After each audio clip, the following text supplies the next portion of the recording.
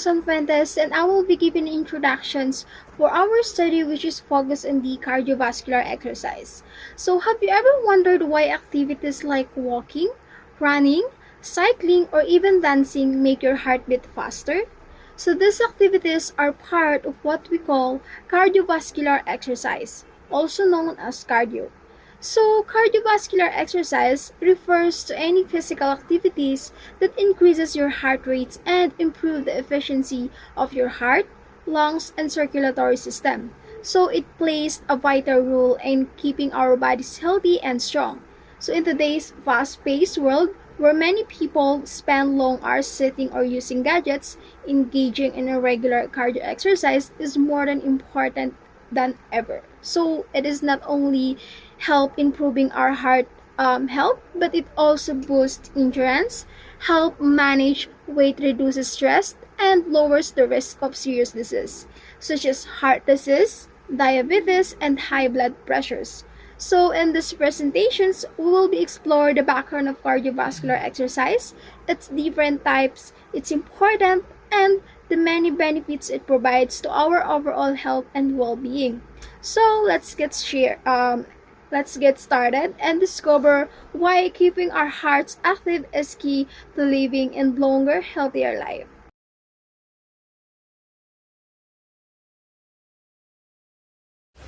Good day everyone! Today, nandito kami to present and share our knowledge about cardiovascular exercise.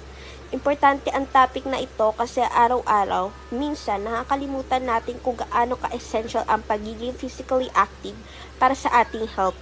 Madalas kasi nakaupo lang tayo, gumagamit ng phone or busy sa schoolworks, which can affect our overall health. So, cardiovascular exercise focuses on activities that improve the function of our heart and lungs. It is one of the most important forms of physical activity because it helps keep our body strong, active, and full of energy. And now, to give us a deeper understanding and another perspective about this topic, I would like to call Mylene Palomares to furthermore explain cardiovascular exercise in a different way. So, dagdag lang pa explanation lang pa sa cardiovascular exercise.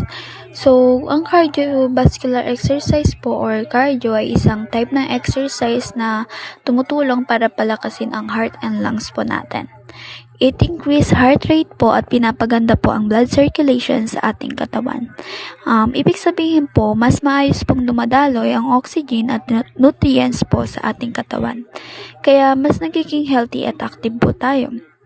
Also, nakaka-help din po ito sa pag-burn ng calories, pagpapalakas ng stamina at pag-improve po ng endurance. Kapag regular po tayo nagka-cardio exercise, mas hindi po tayo madaling mapagod at mas nagiging strong po ang katawan natin. Nakakatulong din po ito sa pag-prevent ng disease tulad ng heart disease at high blood pressure po. Sa example naman po ng cardiovascular exercise ay jumping jacks, running, walking, cycling at dancing po. Kahit simpleng exercise lang po, malaking tulong na din po ito sa ating physical health. So overall po, cardiovascular exercise is important po for maintaining a healthy heart, improving body endurance, reducing stress po, and helping our body stay active and strong po. Kaya, mahalaga po na isama natin ng cardio exercise sa ating daily routine para maging healthy at fit po ang ating katawan.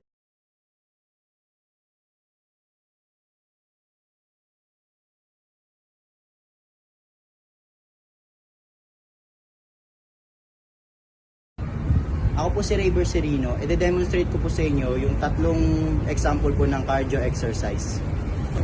Ang unang cardio exercise po natin is high knees po. Ganito po siya. Ilalagay po natin yung dalawang kamay po natin dito. Tapos i-move po yung left and right foot po. Parang ganito po siya. Tatapik po natin sa kaka.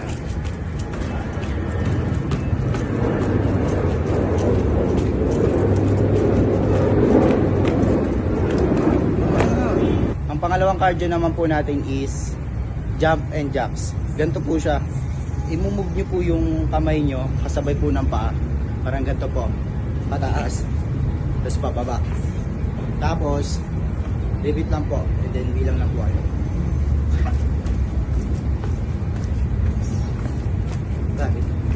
6, 7, 8. Counter clock lang po. 8, 7, 6, 2, 3, 1. Ang next naman po natin, pangatlo po natin na cardio exercise is shadow boxing po. Ganito lang po siya para lang po kayo na ipagsuntukan.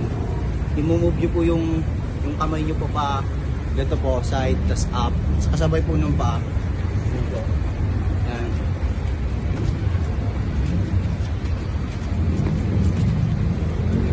Para lang po kayo na ipagsuntukan.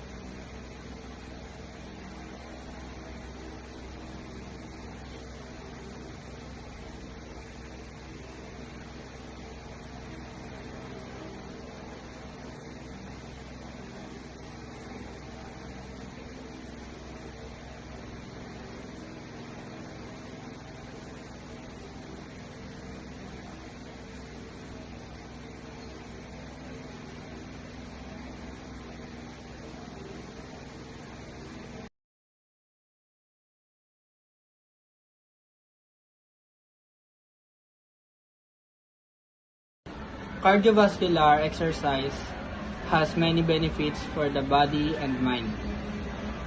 It helps make your heart and lungs stronger, so your body can get more oxygen.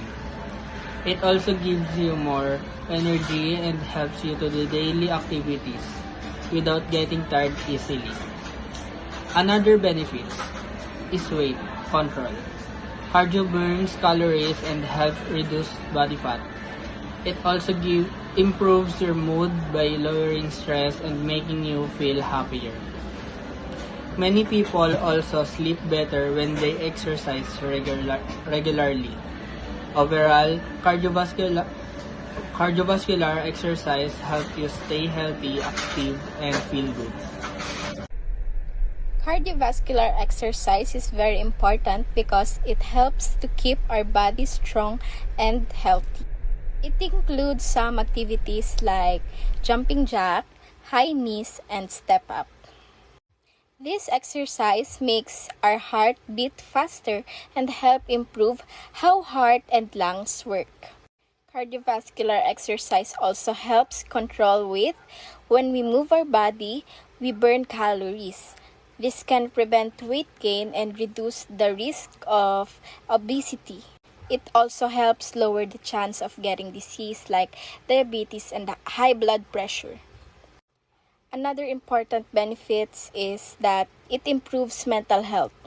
Exercise can reduce stress, anxiety, and sadness. It helps the brain release feel-good chemicals that makes us happier and more relaxed. In conclusion, cardiovascular exercise is important because it keeps the heart healthy, helps manage weight, improves mood, and increase energy. Doing simple activities every day can make a big difference in living a healthy and happy life.